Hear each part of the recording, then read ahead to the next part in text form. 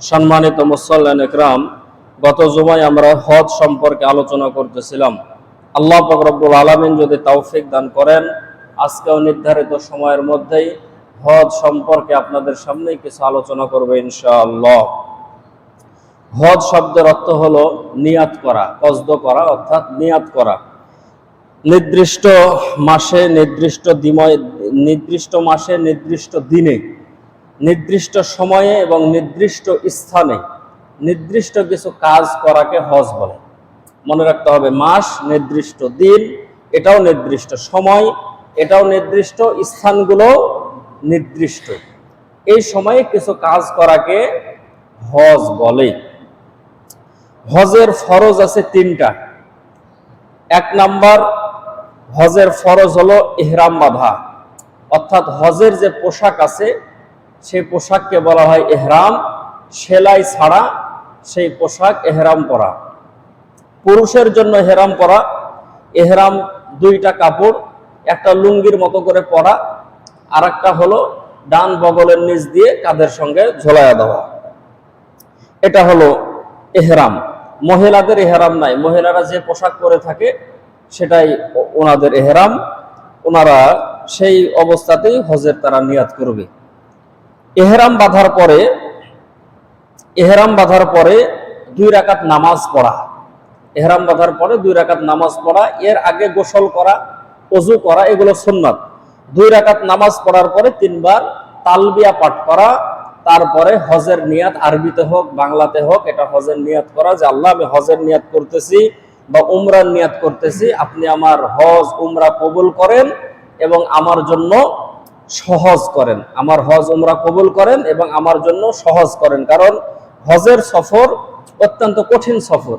এই সফরের জন্য আল্লাহ তাআলার কাছে বেশি বেশি কবুলিয়াতের জন্য দোয়া করা এবং সহজ করার জন্য আল্লাহ তাআলার কাছে বেশি বেশি দোয়া করা। তাহলে ইহরাম বাঁধার পরে 2 রাকাত নামাজ পড়ে তালবিয়া পাঠ করলো, নিয়াত করলো, এখন সে মাহরাম, এখন সে মুহরিম হয়ে গেল। অর্থাৎ যে সমস্ত কাজগুলো তার জন্য হালাল ছিল, এই সমস্ত কাজের মধ্যে থেকে কিছু কিছু কাজ এখন তার জন্য হারাম। ইহরাম অবস্থায় সে জুতা পায়ে দিতে পারবে না, অর্থাৎ গোড়ালি ঢাকা কোনো জুতা সে পায়ে দিতে পারবে না। চপ্পল, যেটা বাঁধাওয়ালা যে স্যান্ডেল গুলো আছে, সেগুলো তাকে পায়ে দিতে হবে। মাথায় কোনো টুপি দিতে পারবে না।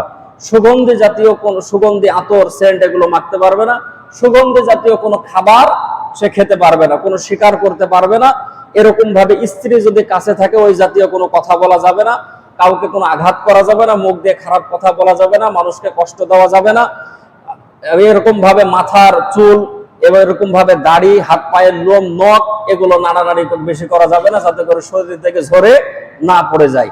যেই সমস্ত কাজগুলো আছে এগুলো থেকে দূরে থাকতে হবে। এই যে ইহরাম অবস্থায় থাকা কিন্তু খুব কষ্টকর। ইহরাম অবস্থায় থাকা খুব কষ্টকর। যতক্ষণ পর্যন্ত আপনি হালাল হবেন না, ততক্ষণ পর্যন্ত আপনি এই যে হারাম অবস্থায় যে আছেন, হারাম অবস্থায় বলতে ওই নাজায়েজ, ওই হারাম না, অর্থাৎ আপনি ইহরাম পরে আছেন, আপনি মুহরিম, এই সমস্ত কাজগুলো করা আপনার নিষেধ, এই সমস্ত কাজগুলো আপনি করতে পারবেন না। এখন হালাল হবেন কোন সময়, এটা সামনে বলতেছি। এখন আপনি হজের নিয়াত করে নিলেন, ইহরাম বেঁধে নিলেন, মহিলারা আছে 2 রাকাত নামাজ পড়ে তারা এই মিকাতে তারা সেই নিয়াতটা করে ফেললো। হজের 1 নাম্বার ফরজ আপনার আদায় হলো। তারপরে আরাফার ময়দানে অবস্থান করা, 2 নাম্বার আরাফার ময়দানে অবস্থান করা। আর 3 নাম্বার হলো তাওয়াফে জিয়ারা, অর্থাৎ যেটা ফরজ তাওয়াফ। তাওয়াফ আছে 3 ধরনের, তাওয়াফ আছে 3 প্রকার। একটা আছে তাওয়াফে কুদুম, যেটা প্রথম যাওয়ার পরে যে তাওয়াফটা করা হয়। তারপরে তাওয়াফে জিয়ারা, যেটা ফরজ তাওয়াফ। আর একটা আছে তাওয়াফে বিদায়ী তাওয়াফ, যেটা আসার সময় যেটা বিদায়ী তাওয়াফ যেটা করে। তাওয়াফও 3 প্রকার। এখন আসেন, হজ যে করে মানুষ, এই হজেরও 3 প্রকার হজ। 1 নাম্বার, খেয়াল করে শুনবেন, অনেকে হয়তো বলবেন যে হুজুর এখন হজে যাচ্ছে না, এখন এগুলো শোনার দরকার না। এগুলো আমাদের জানার বিষয়, কারণ 5টা যে আমাদের যে বিধান, 5টা যে এই নামাজ, রোজা, হজ, যাকাত, এরকম যে 5টা যে ইসলামের যে স্তম্ভ আছে, এর ভিতরে হজ একটা ফরজ বিধান। এই বিধান সম্পর্কে আমাদের জেনে থাকা অত্যন্ত দরকার। হজ 3 প্রকার। 1 নাম্বার হলো ইফরাদ, 2 নাম্বার হলো তামাত্তু, 3 নাম্বার হলো কিরান, অর্থাৎ হজ্জে ইফরাদ, হজ্জে কিরান, হজ্জে তামাত্তু। হজ্জে ইফরাদ হলো যারা মক্কার বাসিন্দা, যারা মক্কার স্থানীয় তাদের জন্য, অর্থাৎ তারা শুধু হজের নিয়াত করবে। যে সময় হজ করবে ওই সময় হজের নিয়াত করবে, যে সময় উমরা করবে সে সময় উমরার নিয়াত করবে, এটা হজ্জে ইফরাদ। আর হজ্জে তামাত্তু আমাদের দেশের মানুষ করে, অর্থাৎ হজ এবং উমরার নিয়াত একসাথে করা, হজ এবং উমরার নিয়াত একসাথে করা।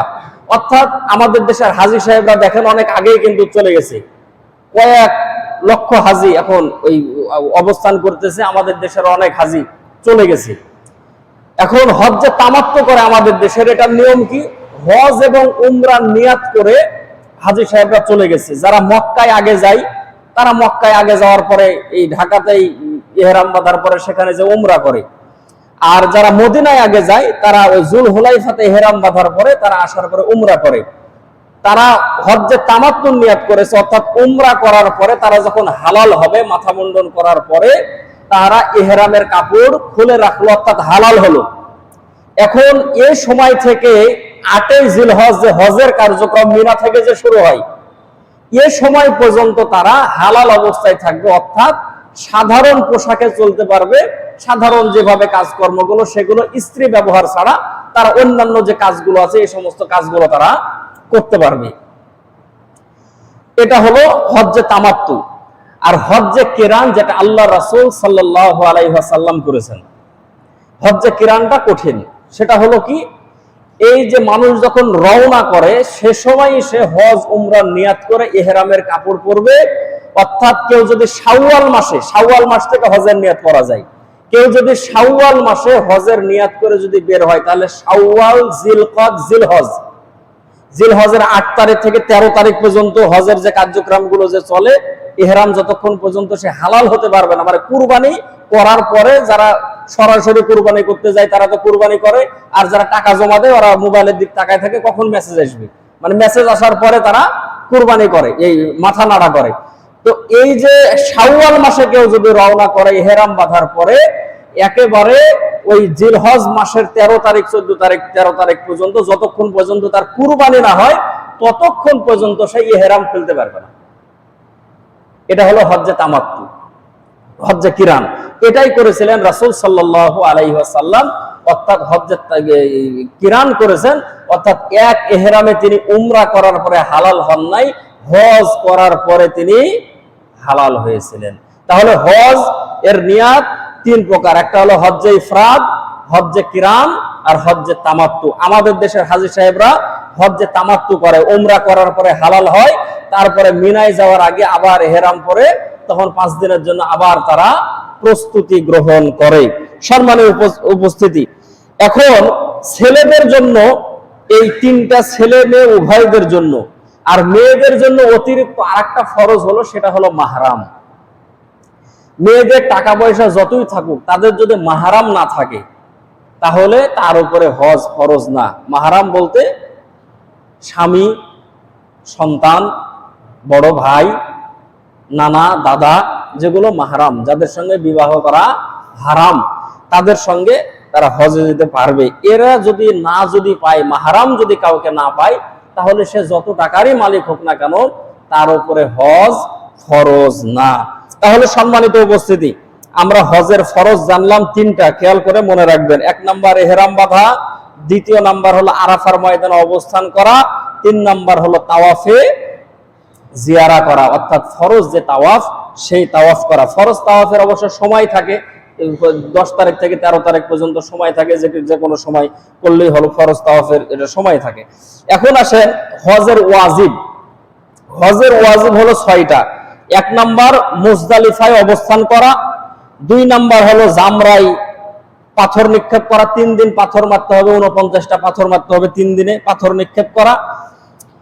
তারপরে 3 নাম্বার হলো কুরবানি করা, 4 নাম্বার মাথা মুন্ডন করা, 5 নাম্বার হলো সাফা মারওয়া সাই করা, 6 নাম্বার হলো বিদায়ী তাওয়াফ করা।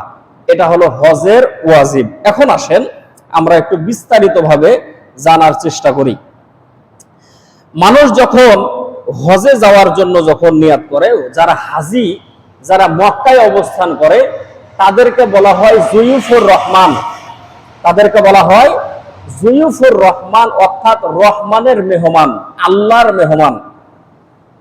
এই জন্য মুহাদ্দিসিন ইকরামগণ খুব সুন্দর করে লিখেছেন যে মানুষের অন্তরের মধ্যে হজের নিয়ত থাকা, যে আমি আপনার ঘরে যাব, এই দোয়া আল্লাহ তাআলার কাছে বেশি বেশি করা, যে আল্লাহ আমি আপনার ঘরে যাব, আপনি আমাকে কবুল করেন, এটার দোয়া আল্লাহ তাআলার কাছে বেশি বেশি করা এবং নিয়ত করা এবং চেষ্টা করা। একটা খুব সুন্দর কথা লিখেছেন যে কোনো মানুষ যদি কোনো মানুষকে যদি বলে, আচ্ছা আমি যদি নামাজ শেষ করার পরে যদি কাউকে যদি বলি যে আমি আপনার বাসায় যাব, আচ্ছা শরমে হলে তো সেই ব্যক্তিটা তো বাসায় নেবে নাকি বলেন? কাউকে যদি বলা হয় তাহলে শরমে হলেই তো নেবে। মুফাসসিরিন ইকরামগণ বলেন যে কোনো মানুষ যদি কোনো মানুষকে যদি বলে যে ভাই আমি আপনার বাসায় যাব, তাহলে সে শরমে হলে তাকে তার বাসায় নেয়। তো কোনো মানুষ যদি আল্লাহ তাআলাকে যদি বলে যে মালিক আমি আপনার বাসায় যাব, এই নিয়ত যদি করে, আল্লাহ তাআলার কাছে যদি দোয়া করে, তো মালিক তাকে একদিন না একদিন খানায় কাবার পাশে নিবেনই নিবেন ইনশাআল্লাহ। কিন্তু আমাদের মধ্যে সেই নিয়ত নাই। আগে থেকে আমরা দুর্বল, যে টাকা নাই হুজুর, এত টাকা কিভাবে পাবো? আপনি যদি নিয়ত করেন আল্লাহ পাক রব্বুল আলামিন ব্যবস্থা করে দিবে। হজের যে ইতিহাসগুলো আছে এগুলো যখন আমরা পড়ি, তখন অনেক গরিব মানুষের ইতিহাস আমাদের সামনে আসে, যে টাকা পয়সা ছিল না, আল্লাহ পাক রব্বুল আলামিন তাদেরকে খানায়ে কাবার মেহমান হিসেবে কবুল করে নিয়েছে।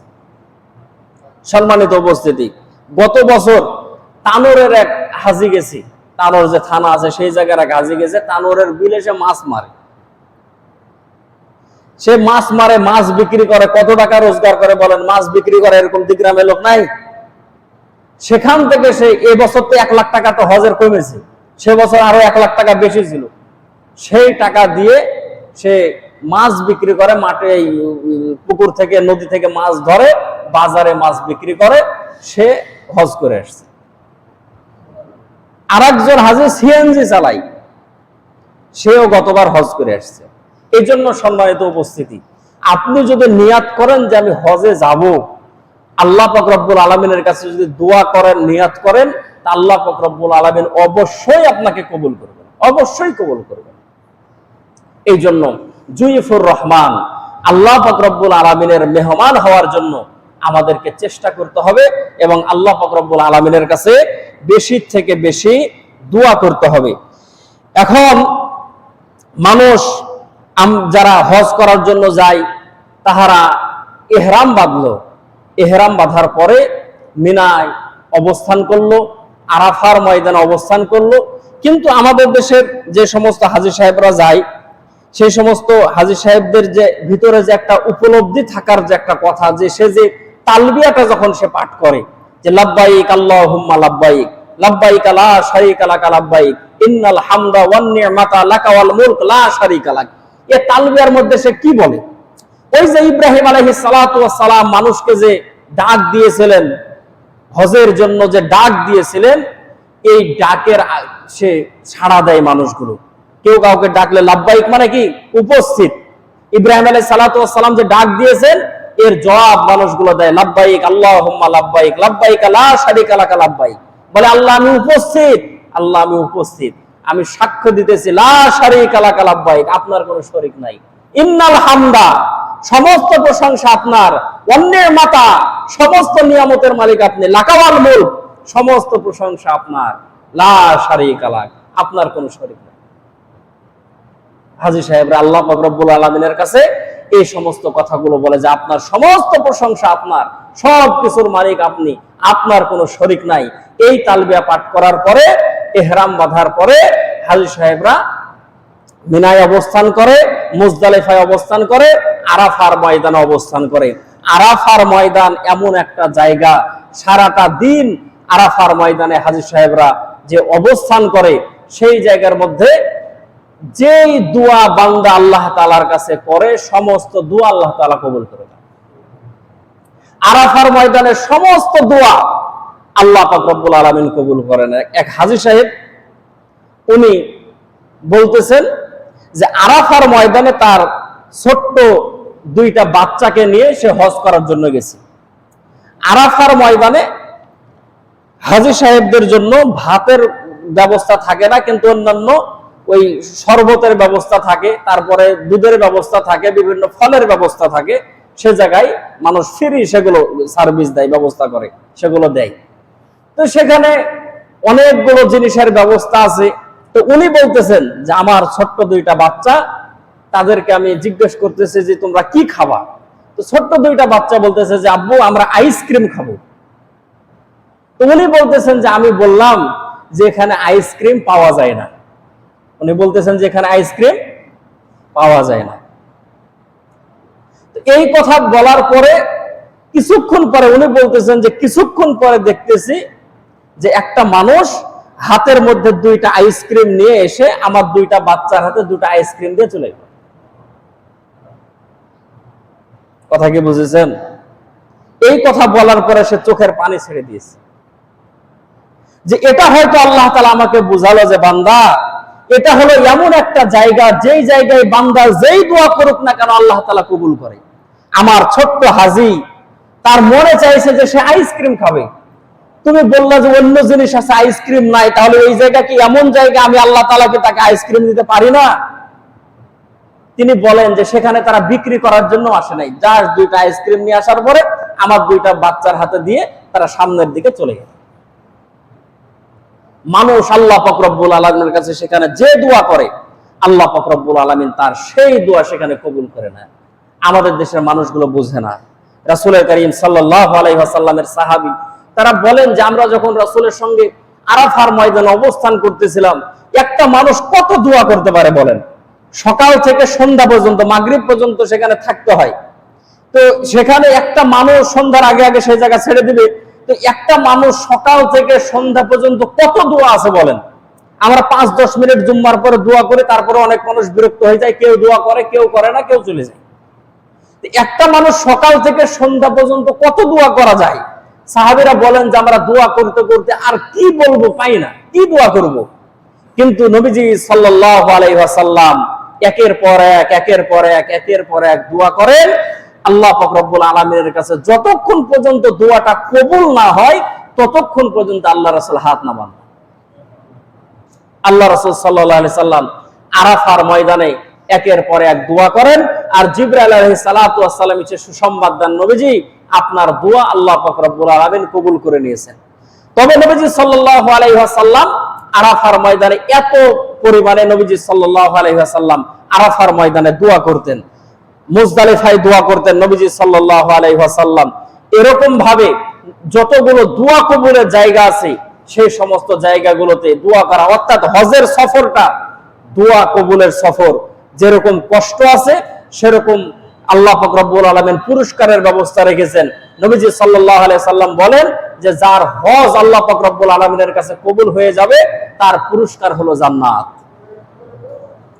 মানুষ যখন তাওয়াফ করে, নবীজি সাল্লাল্লাহু আলাইহি সাল্লাম বলেন যে মানুষ যখন তাওয়াফ করে, তো তাওয়াফ করার সঙ্গে সঙ্গে আল্লাহ পাক রব্বুল আলামিন তার জীবনের গুনাহগুলোকে এমন করে ক্ষমা করে দেন, সে যেন নবজাতক শিশু, সে যেন মায়ের গর্ভ থেকে কেবলমাত্র জন্মগ্রহণ করবে। এরকম ভাবে আল্লাহ পাক রব্বুল আলামিন তার জিন্দেগির গুনাহগুলোকে মাফ করে দেন। সম্মানিত উপস্থিতি, খানায়ে কাবা মানুষ যখন তাওয়াফ করার জন্য যখন যায়, খানায়ে কাবা বাম দিকে হজরে আসওয়াদকে রাখার পরে ওই জায়গায় সবুজ লাইট দেওয়া আছে, সেখান থেকে বিসমিল্লাহি আল্লাহু আকবার ওয়া লিল্লাহিল হামদ বলার পরে খানায়ে কাবা তাওয়াফ করা মানুষগুলো শুরু করে।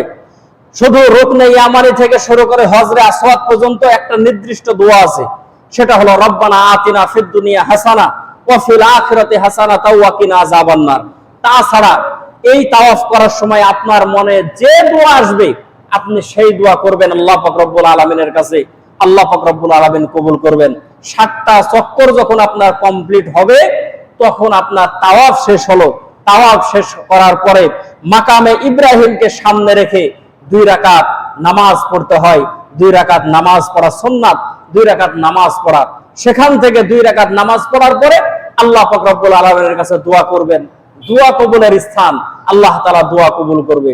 সেই জায়গা থেকে সাফা মারওয়া সাই করার জন্য মানুষগুলো যখন যায়, সেই জায়গায় জমজমের পানি রাখা আছে। 7 চক্কর দেওয়ার পরে মানুষের পিপাসা লেগে যায়। সেই জায়গায় যাওয়ার পরে জমজমের পানি পান করা, বরকতের নিয়তে শরীরের মধ্যে ছিটায়া দেওয়া, কিবলার দিকে মুখ করে দাঁড়ায় থেকে জমজমের পানি পান করে বান্দা আল্লাহ তাআলার কাছে যেই দোয়া করে সেই দোয়াই আল্লাহ পাক রব্বুল আলামিন কবুল করেন। এখন মানুষকে তো জানতে হবে যে জায়গা দোয়া কবুলের জায়গা, কিন্তু মানুষগুলো দৌড়াদৌড়ি করতেছে, এক একজনের আবেগ এক এক রকম, এক একজনের হজের স্টাইল এক এক রকম, এক একজন এক এক ভাবে কাজগুলো করতেছে।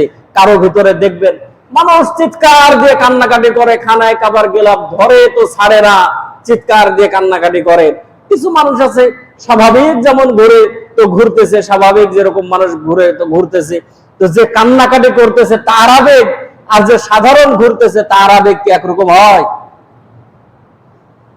আপনি সাফা মারওয়া সাই করার জন্য যখন যাবেন, তো সাফা পর্বতের কাছ থেকে সাই করা শুরু হয়। সাফা পর্বতের কাছে দাঁড়ানোর পরে সাফা পর্বত পিছনে রেখে আপনি যদি উল্টা দিকে ঘোরেন, সেই জায়গায় দেওয়াল দিয়ে পিলার দিয়ে ঘর করে ঘেরা, তারপরে সে ফাঁকা ফাঁকা জায়গা দিয়ে ওখান থেকে খানায় কাবা দেখা যায়। ওই জায়গাতে ইসমাইল আলাইহিস সালাতু ওয়াস সালামকে রেখে গিয়েছিলেন আম্মাজান হাজরা আলাইহিস সালাম। সেই জায়গা আপনি তাওয়াফ এই সাই শুরু করার আগে সেই জায়গায় দাঁড়িয়ে আল্লাহ তাআলার কাছে দুই হাত তুলে দোয়া করা, আল্লাহ পাক রব্বুল আলামিন দোয়া কবুল করে নেবেন। সেই জায়গায় দুই হাত তুলে আল্লাহ তাআলার কাছে দোয়া করা। সাফা মারওয়া সাই 7 চক্কর সেখানে দিতে হয়। সাফা মারওয়া সাই করা ওয়াজিব, কিন্তু এই যে মাথার উপরে যে সবুজ যে লাইট দেওয়া আছে ওই জায়গায় দৌড়াতে হয়, ওই জায়গাটা দৌড়ানো সুন্নত। আম্মাজান হাজরা আলাইহা সালাতু ওয়াস সালাম সেই জায়গায় দৌড়িয়েছিলেন। সাফা থেকে দৌড়ানো শুরু হয়, মারওয়ায় গিয়ে শেষ হয়।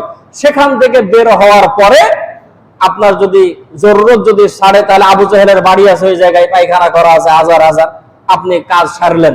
সারার পরে দেখবেন যে বহুত মানুষ দাঁড়ায় আছে, আপনাকে মাথা নাড়া গেড়ে দিবে সেই জায়গা পর্যন্ত। ওই যে শুরুতে বললাম যে আপনি ইহরাম বাঁধলেন, অর্থাৎ আপনি মোহরের সমস্ত কাজ কামগুলো যেগুলো হালাল ছিল সেই কাজগুলো করা হারাম। ততক্ষণ পর্যন্ত হারাম যতক্ষণ পর্যন্ত আপনি হালাল না হবেন। হালাল হবেন কখন? মাথা নাড়া করবেন যখন। মাথা নাড়া করলেন মানে আপনি হালাল হয়ে গেলেন। 5 টাকা 10 টাকা দিবেন, 5-10 রিয়াল, মাথা নাড়া করলেন। এখন আপনি সাধারণ পোশাক, ইহরামের কাপড় খুলে আপনি সাধারণ পোশাক পরতে পারবেন, আপনার কমপ্লিট হলো। সম্মানিত উপস্থিতি, এই জন্য আল্লাহ পাক রব্বুল আলামিন এই খানায়ে কাবাতে এত রহমত রেখেছেন। প্রতিটা দিন এই খানায়ে কাবার উপরে 120টা রহমত নাজিল হয়। প্রতিদিন 120টা রহমত নাজিল হয়। এর ভিতরে যারা তাওয়াফ করে তারা 60টা রহমত পায়, যারা ওখানে নামাজ পড়ে তারা 40টা রহমত পায়, আর যারা শুধু খানায়ে কাবার চত্বরে বসে খানায়ে কাবার দিকে তাকায় থাকে, কিচ্ছু বলার দরকার নাই, শুধু খানায়ে কাবার দিকে তাকায় থাকে, তারা 20টা রহমত পায়। সম্মানিত উপস্থিতি, এই হলো খানায়ে কাবা, যেখানে তাওয়াফ করলে আল্লাহ পাক রব্বুল আলামিন বান্দার জিন্দেগীর সমস্ত গুনাহগুলোকে আল্লাহ পাক রব্বুল আলামিন ক্ষমা করে দেন। আদম আলাইহিস সালাতু ওয়াস সালাম যখন দুনিয়ার জমিনে যখন আসলেন, ছিলেন জান্নাতে, আসলেন দুনিয়ার মধ্যে। আসার পরে দুনিয়ার আবহাওয়া আর আদম আলাইহিস সালামের শরীরের মধ্যে একজাট করে না, আবহাওয়া অনুকূলে না। আল্লাহ পাক রব্বুল আলামিনের কাছে দোয়া করলেন যে আল্লাহ, এই আবহাওয়ার মধ্যে যে আমি থাকতে পারি না। যারা এসি ঘরের মধ্যে 24 ঘন্টা থাকে, খালি এই 42 ডিগ্রি সেলসিয়াসে খালি বাইরে গিরে দিবেন, আর মাথায় খারাপ হয়ে যাবে যে আসলাম কোন জায়গা। আল্লাহ পাক রব্বুল আলামিন আদম আলাইহিস সালাতু ওয়াস সালামকে বললেন যে আদম, তুমি খানায়ে কাবা তাওয়াফ করো। উনি হিন্দুস্তান থেকে খানায়ে কাবা 40 বার পায়ে হেঁটে হজ করেছেন, খানায়ে কাবা তাওয়াফ করেছেন 40 বার। যখন তিনি খানায়ে কাবা তাওয়াফ করলেন, আল্লাহ পাক রব্বুল আলামিন এই দুনিয়াতে বসবাস করার জন্য তার জন্য আবহাওয়াকে উপযোগী করে দিলেন। বলেন সুবহানাল্লাহ। হযরতে আদম আলাইহিস সালাতু ওয়াস সালাম এই খানায়ে কাবা পৃথিবীর মধ্যে সব থেকে পুরাতন ঘর, যে ঘর আল্লাহ পাক রব্বুল আলামিন আদম আলাইহিস সালাতু ওয়াস সালাম দুনিয়াতে আসারও 2000 বছর আগে ফেরেশতাদেরকে দিয়ে দুনিয়ার মধ্যে বানিয়েছিলেন। আর আদম আলাইহিস সালাতু ওয়াস সালামকে বলেছিলেন যে আদম, আমি আল্লাহ পাক রব্বুল আলামিন তোমাকে বললাম যে এই খানায়ে কাবা তাওয়াফ করার কারণে তোমাকে আমি ক্ষমা করলাম এবং তোমার জন্য বসবাসের এই দুনিয়াকে উপযোগী করে দিলাম। তোমার সন্তান যারা হবে তারাও যদি আসার পরে খানায়ে কাবা তাওয়াফ করে, আমি আল্লাহ পাক রব্বুল আলামিন তাদের জিন্দেগীর গুনাহগুলোকেও মাফ করে দেব। সম্মানিত উপস্থিতি, সর্বপ্রথম খানায়ে কাবা তার 40 বছর পরে বাইতুল মুকাদ্দাস, যেটা আমাদের প্রথম কেবলা, রাসূল সাল্লাল্লাহু আলাইহি ওয়াসাল্লাম যে মদিনাতে যাওয়ার পরেও 16-17 মাস বাইতুল মুকাদ্দাসের দিকে ফিরে ফিরে নবীজি সাল্লাল্লাহু আলাইহি ওয়াসাল্লাম নামাজ আদায় করেছিলেন। আসরের সময় নবীজি সাল্লাল্লাহু আলাইহি ওয়াসাল্লাম নামাজে দাঁড়িয়েছেন, এই সময় মসজিদে কিবলাতাইন, সেই জায়গায় হযরতে জিবরাইল আলাইহিস সালাতু ওয়া সালাম বললেন, ইয়া রাসূলুল্লাহ, আপনি কিবলা পরিবর্তন করেন, আজকে থেকে আর বাইতুল মুকাদ্দাসের দিকে আপনাকে নামাজ পড়তে হবে না, আজকে থেকে আপনি খানায় কাবার দিকে ফিরে আপনি নামাজ আদায় করবেন। সম্মানিত উপস্থিতি, এই ঘর পৃথিবীর শুরু লগ্ন থেকেই মানুষের কাছে সম্মানিত, আল্লাহ পাক রব্বুল আলামিনের কাছে সম্মানিত। কিন্তু এই ঘরের উপরেও যুগে যুগে কিছু মানুষ হামলা করার চেষ্টা করেছে, যুগে যুগে এই ঘরেরও শত্রু ছিল, এই ঘরের উপরও মানুষ আক্রমণ করার চেষ্টা করেছে। সম্মানিত উপস্থিতি, এখন আসেন এই যে খানায়ে কাবা, এই খানায়ে কাবার উপরে আক্রমণ করার জন্য রাসূল সাল্লাল্লাহু আলাইহি সাল্লামের জন্মের 1000 বছর আগে, 1000 বছর আগে, নবীজির জন্মের 1000 বছর আগে একটা বাদশা ছিল, তার নাম ছিল তুব্বে আউয়াল হিমিয়ারি। সে এই খানায়ে কাবাকে ধ্বংস করার জন্য সে একবার নিয়ত করেছিল। সে যখন পায়ে হাঁটার পরে সে ঘোড়ার উপরে তার যে সোয়ারি গুলো ছিল, সোয়ারির সংখ্যা ছিল 1,32,000, আর পায়ে তার সঙ্গে পায়ে হেঁটে সফর করত, তাদের সংখ্যা ছিল 1,30,000, আর তার সঙ্গে আলেম ওলামা ছিল 13,000। এতগুলো লোকজন নিয়ে সে খানায়ে কাবার কাছে এসেছে। আসার পরে দেখতেছে যে মক্কার কোন লোকজন, এতগুলো মানুষ দেখার পরে তাদের ভিতরে কোনো আগ্রহ নাই। তো বাদশা তুব্বে আওয়াল হিমিয়ারি জিজ্ঞেস করলো যে আমি এতগুলো মানুষ নেওয়ার পরে এখানে আসলাম, কিন্তু মানুষের ভিতরে কোনো আগ্রহ নাই, কারণটা কি? তো লোকজন খোঁজ খবর নেওয়ার পরে বললো যে শোনেন, এখানে একটা ঘর আছে, সেই ঘরের নাম হলো কাবা। এই কাবাতে অনেক মানুষ আসে, এই জন্য মক্কার মানুষ খেয়াল রাখে না যে কে আসলো আর কে গেল। তখন সে মনে মনে নিয়ত করলো যে আমি এত বড় বাদশাহ এখানে আসলাম, আর এই ঘরের কারণে মক্কার লোক আমার কদর করলো না, এই ঘর আমি ভেঙে ফেলবো। মনে মনে নিয়ত করেছে। এই নিয়ত করার সাথে সাথে নাক দিয়ে রক্ত পড়া শুরু হয়েছে, কিছুক্ষণ পরে পুঁজ পড়া শুরু হয়েছে। তার সঙ্গে যে ডাক্তারগুলো ছিল চিকিৎসা করে, কিন্তু কোনো ভালো হয় না। বাদশা তুব্বে আওয়াল হিমিয়ারি আলেম ওলামাদেরকে বলতেছে যে এত চিকিৎসা করে কিন্তু আমার অসুখ ভালো হয় না, আপনাদের কাছে কি কোনো দাওয়া কবিরাজি কিছু নাই, আপনি একটু ঝাড়ফুঁক দেন। আলেমের যিনি সরদার ছিলেন তিনি বললেন যে শোনেন, আপনার রোগ হলো আসমানি, আর আপনার চিকিৎসা চলতেছে জমিনি। অর্থাৎ আপনি মনে করেন তো দেখি মনের ভিতরে কোনো খারাপ নিয়াত আপনি করেছেন কিনা। তিনি বলল যে হ্যাঁ, একটা নিয়াত করেছে। কি নিয়াত?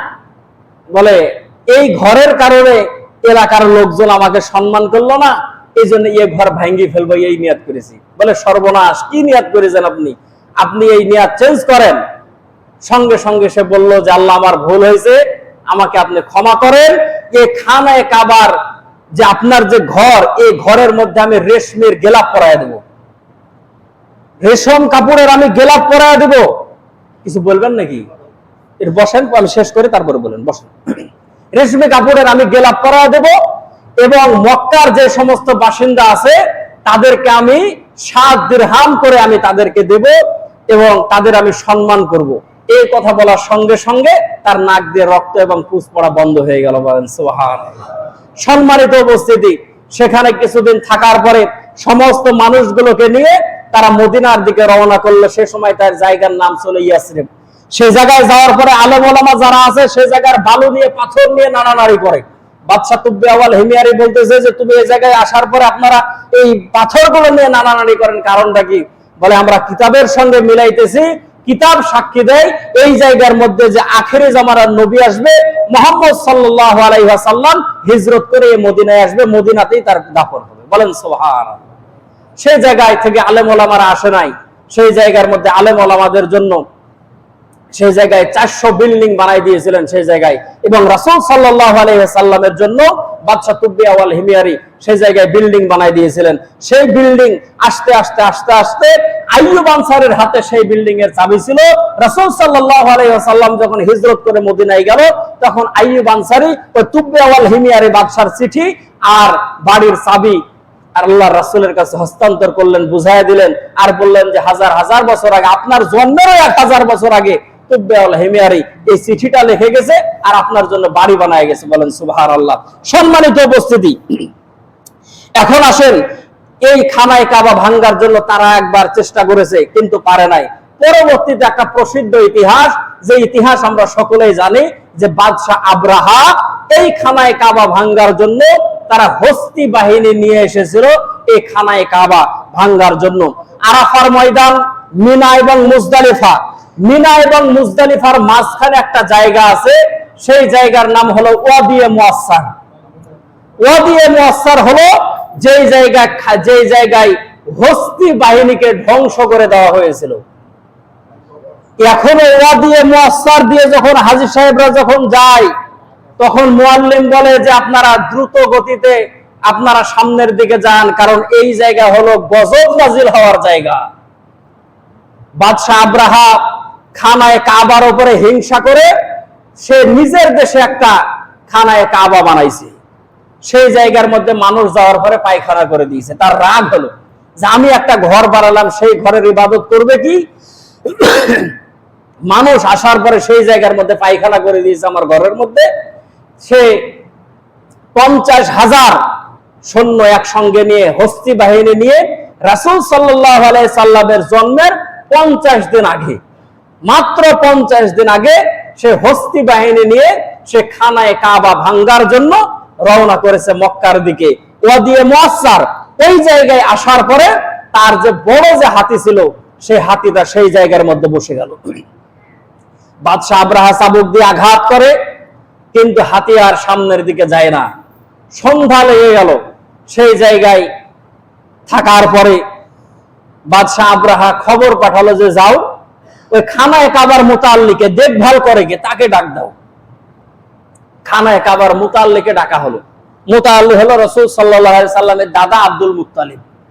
আব্দুল মুত্তালিবের কাছে বলল যে বাদশাহ আব্রাহা আসছে, আপনাকে ডাক দিয়েছে। সে একাই আসলো। আসার পরে বাদশাহ আব্রাহার সামনে বসেছে।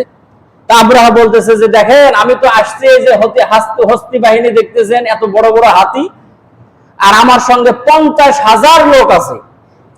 আমাদের কথা হলো যে খানায় কাবার সঙ্গে জিনজির লাগাই দেবো, হাতের গলায় বাঁধে দেবো, হাতে তাড়াই দেবো, খানায় কাবা উপরে যাবে, পড়ে যাবে। এখন আপনার যদি কোনো দাবি দাওয়া থাকে তাহলে আপনি বলেন। আপনি তো বলতেছে যে দেখেন, আমি খানায় কাবার মুতাল্লি, খানায় কাবার দেখভাল আমি করি, কিন্তু এখন আপনার সঙ্গে যে কথাবার্তা, খানায় কাবা নিয়ে কোনো কথা নাই। আপনার কিছু লোক আমার 200-250 উট তারা ধরে নিয়ে আসছে। 50,000 লোক আছে, ওদের খাওয়ার তো দরকার আছে নাকি? তা আমার 250-300 উট তারা ধরে নিয়ে আসছে। এই জন্য আপনার সঙ্গে কোনো কথা নাই, আপনি শুধু বলেন এই উট গুলো ফেরত দিবেন কিনা। তো বাদশাহ আব্রাহা বলতেছে যে আপনি কি আসলে খানায় কাবার মুতাল্লি? বলে হ্যাঁ, এই ঘরের চাবি আমার কাছেই থাকে, এই ঘরের দেখভাল আমিই করি।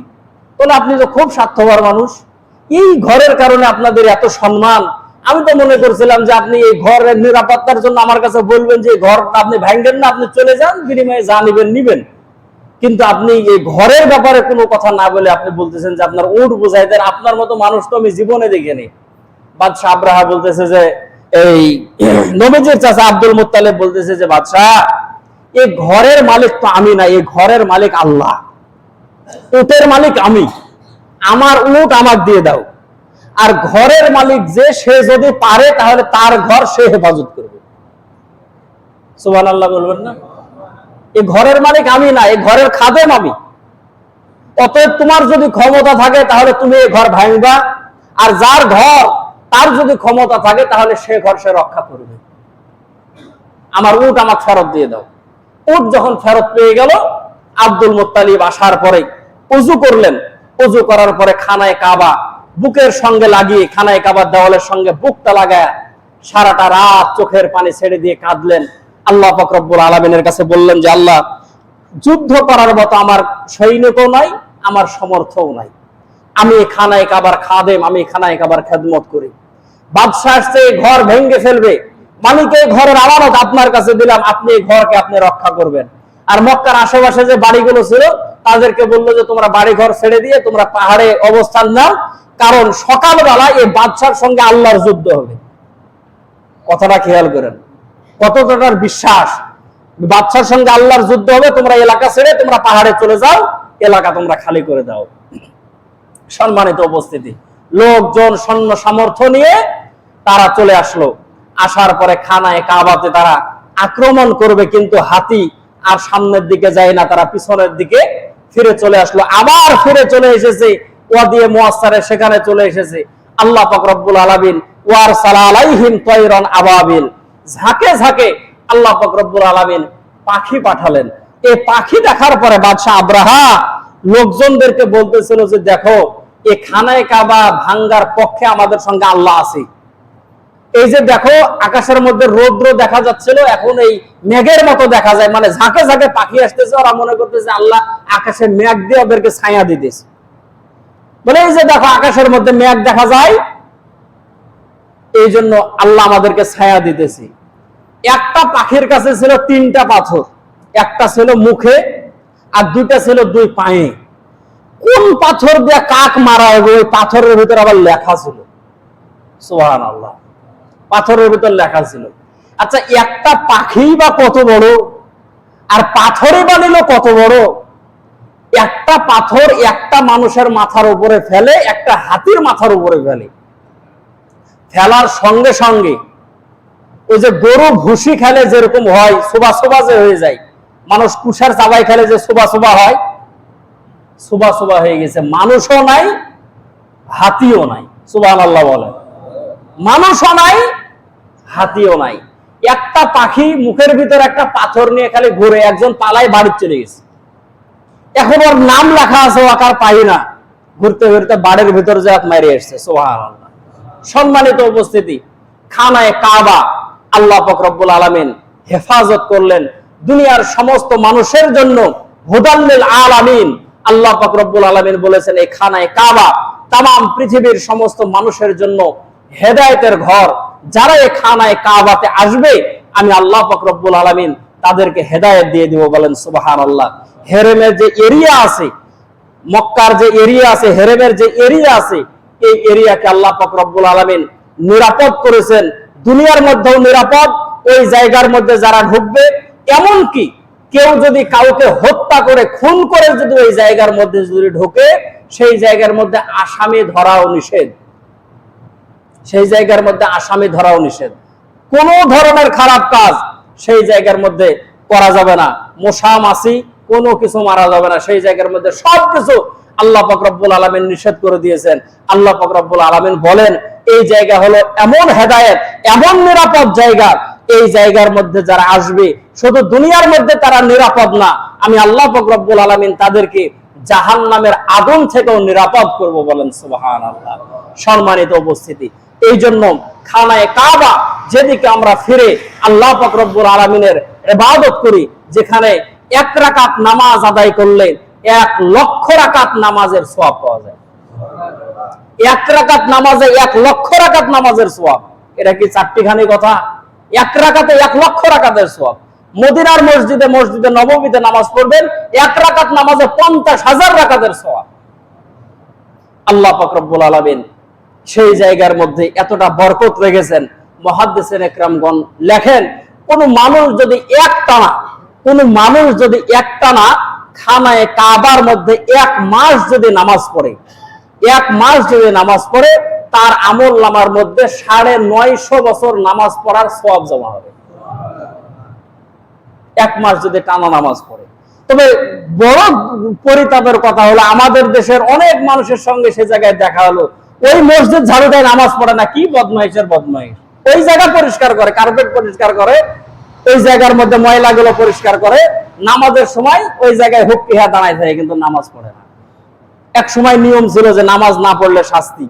এখনো দোকানপাটগুলো নামাজের সময় খোলা থাকে, কিন্তু মাল বেচা কিনা বন্ধ।